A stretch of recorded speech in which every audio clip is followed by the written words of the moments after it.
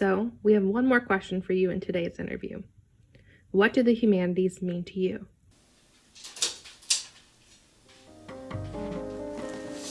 Alrighty, so my name is Mike Lee and I'm a senior at Butler University studying digital media production.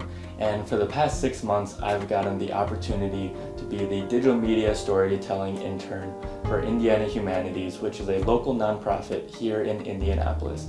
And instead of telling you and talking about my experience, I'd rather do what I do best, tell a story.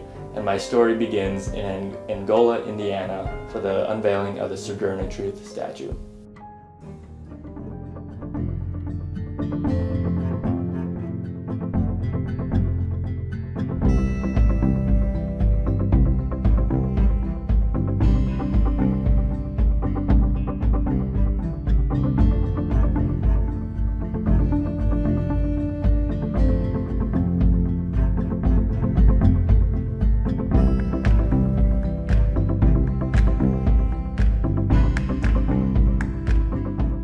Here in this beautiful community to see how they really sort of cherish and honored her and recognize the historical significance of her presence here in 1861 is so powerful. It's great to see the grants that we support really come to life.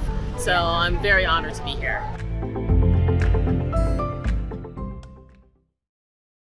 Well, personally, I think the humanities are it's not only a practice, it's a way of experiencing the world, but it's also a way of making sense of the world. And for me, whether it's understanding a chapter in our shared history, having an opportunity to be introduced to a new experience through a great novel, the humanities have always been part of my life, and I think they're part of our community and also our future. When simplified, my job was to visually tell the stories of different humanities work throughout Indiana, with Indiana Humanities being able to pass out grants and support different communities around Indiana. The need for storytelling was at an all-time high. These grants came in different shapes and forms to fit different communities around Indiana.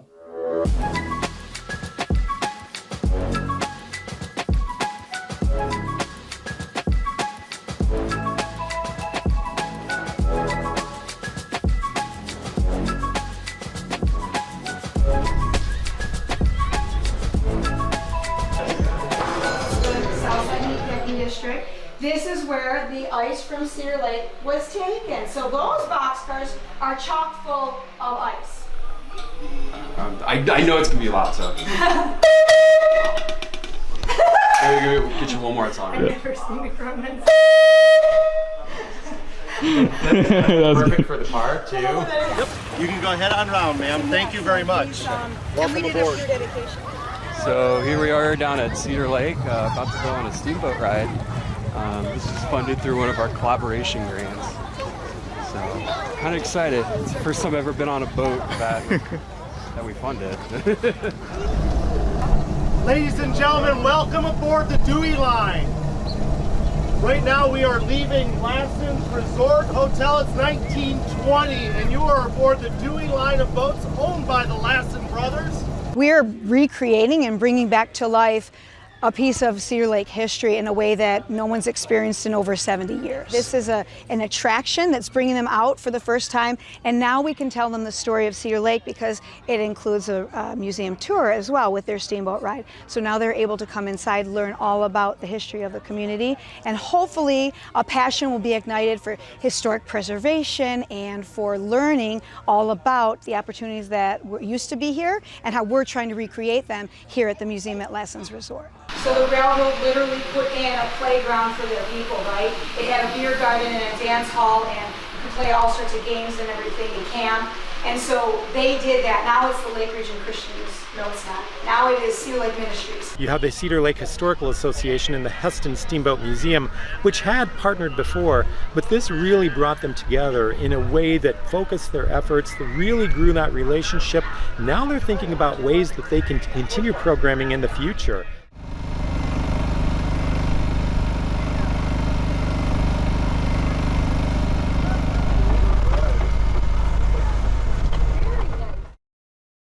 So we just got back from Cedar Lake. They have this new pier that extends out from the front of their museum and actually into the lake. And so I think when they started talking about like the community itself, and it was surprising to find out that even though it's like a lake community, a lot of people hadn't touched the lake, hadn't been out on the lake. Like that was a sign of privilege, is you get to be out on a boat and on the lake. And so seeing them like take that power dynamic and really find new ways to get people out there in the lake was so good. So it was a good trip overall, nice and easy, but another day of living at Indiana Humanities. That's awesome. Indiana Humanities. Hey George, it's Mike Lee. Okay, Mike, I'm unmuted. Thank you. Sure thing. Humanities connect us to what it means to be human, and truly that's what it truly means. And they help us learn, they help us explore, they help us understand other people, and they're fun. Like that's also why I love it. And I'm a lifelong learner, and that's something that I've really enjoyed about the humanities is it always offers opportunities to think about new things or things that you've experienced before just from someone else's point of view. It helps us understand each other as Hoosiers when we try to imagine, how does someone from Fort Wayne think about this versus how does someone from Dillsboro think about this? And, that's what we implement into our programming, into, the events that I get to plan is, how can we all come together as just Hoosiers and come around something and have a discussion about something. Right now I'm reviewing some of the grant applications that we have received for the American Rescue Plan grant that we are able to use to distribute money to organizations that contribute to the humanities but were negatively impacted by the COVID pandemic. So we're basically able to help them, and if they operated at a deficit this past year, or if they received or experienced any issues, we're hopefully going to be able to help them and get them back operating on their feet. What I find most interesting is actually how much I've found a passion for it. I actually appreciate the fact that we're able to help some of these organizations who maybe don't get help from other places, and so we're able to actually make a significant impact in different communities who they bring the humanities to sometimes underserved populations, underserved audiences. So that's really what our goal is here, and I've really kind of found a deep passion for that, and so that's something I'm appreciative of, that I get to play a part in this. Once we receive the application, we have an independent review committee that's often made up of staff members, board members, and sometimes outside reviewers as well. We read through all the applications, we assess them according to a scoring rubric, and more intense evaluation may take 6 weeks, and it may be a couple of months before you learn whether you've received the grant. Now, ever since I was a kid, I was really intrigued on how different things work, whether that was building Legos or watching TV shows on how cars were built. That was something really interesting to me. And being able to see the behind the scenes of different communities in Indiana and seeing the workflow of authors and people that we call humanity heroes in Indiana Humanities was truly something special. Friday, September 24th, and I'm about to get ready for a comms meeting because we're going to be talking about some details, finishing details for an interview with Maurice Broaddus on Monday. So we will be interviewing Maurice to kind of go over our Right Now video project that Mike and I are working on. And it's basically an exploration of a day in the life of an author to kind of provide our audience with some insight into what it's like to be an author, what the process involves, and just to really highlight the awesome humanities and literary work that's happening in Indiana.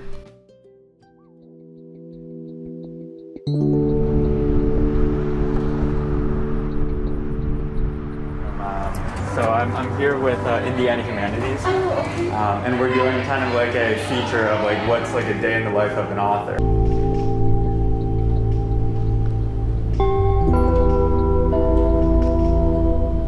Well, today's Monday. We are in the Oaks Academy Middle School, and I'm heading to what's called the resource room. That's where I work. So the first half of my day is working with the middle school students, and I do that to about around lunchtime or so. The school actually releases me to do actually to do my writing and to do community work because they know that's really important to me. And so after this, I'll leave here, head back to my house, and begin my official writing day on my porch. That's where I do the bulk of my writing. So I have this rule when it comes to writing, which is I give myself permission to suck. I am very much in the sucky stage of writing.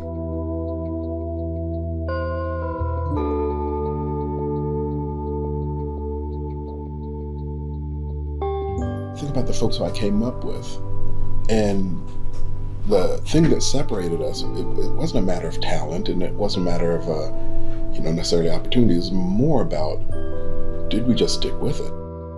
Did I let the business of writing, I let that cause me to stop? And so it's just a matter of keep doing it. Perseverance, that perseverance is going to be important no matter what you're doing, be it writing, being anything you do in life. It's, perseverance, and persevering through those hard times, through those difficult times, through those emotionally fraught times, through those times when, you aren't even loving it all that much. Perseverance is key. You will burn out by, one, reminding myself of why I'm a writer, right? And what I'm supposed to be doing. I have this gift, and I have a gift and a responsibility. It's kind of how I look at it. And that's garbage. You know what? Here's the thing. I love writing, and I tend to only do the things I love to do. If I'm doing the kind of writing which burns me out, that's writing I shouldn't be doing. Why torture something you love?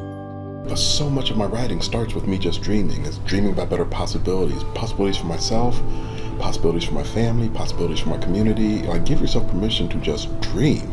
And not just give yourself permission, you gotta carve out that time to intentionally just dream.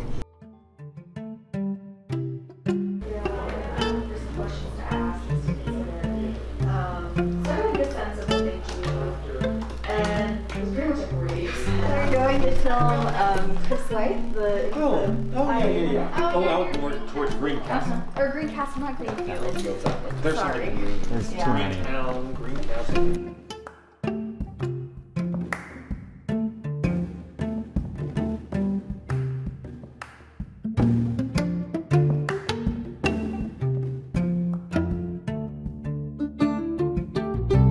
We are in Bainbridge, Indiana. We've just arrived. We're going to be filming Chris White. She's a past Indiana Authors Award winner, and just sort of exploring the happenings of her everyday life. Hello, hello. Today I am excitedly anticipating the possibility of hearing from my agent about the newest draft of my second novel, which is called The Language of Rope. This is my office. This is where I write. Today, I'm gonna write back to a couple people who have written me about the possibility of some readings that I might be doing later on in the year, and which I'm very excited about. And I'm also going to be doing some grading because it's fall break, and that's what professors do on fall break. I don't know, I've heard of other professors who actually go places, but I will be doing some grading. I would say to a young writer, to write what is theirs and theirs only. People have fascinating things to say and fascinating things to write about. It's just a question of starting to notice them, and to know that whatever it is that you hold up into that kind of light is worthy of being observed.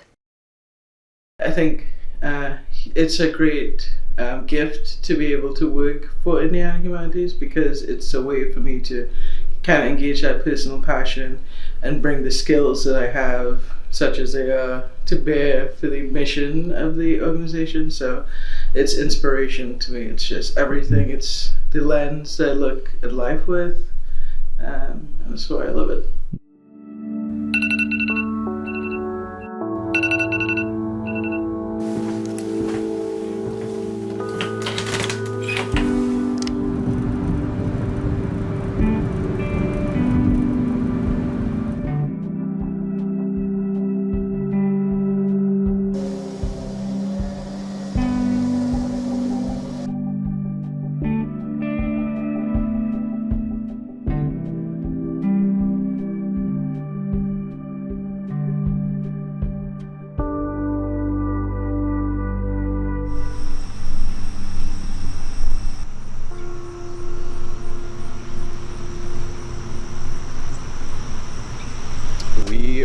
we're here in New Harmony, Indiana. We're at the Roofless Church right now. It's a place of worship and a place of reflection, and it's hard not to think about all sorts of things when you're here. So you just listen to the sounds of all the animals and just the earth kind of speaking to you here. It's kind of it's overwhelming, to say the least.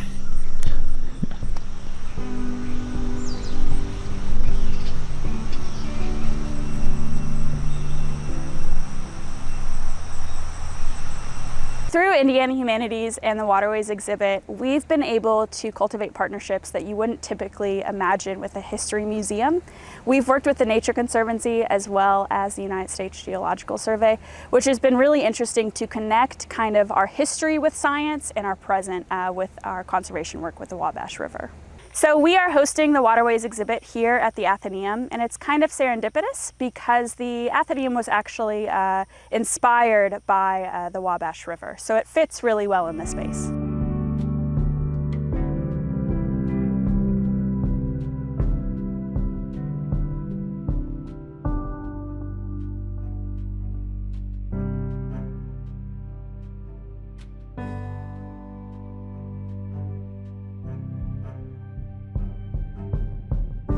I have one more question. Okay, that's fine. And why humanities? Why are you passionate about humanities work, and why? Because it connects everything. Okay. And you can be like, the humanities just connect everything. I mean, they do. Science, history, literature. Okay.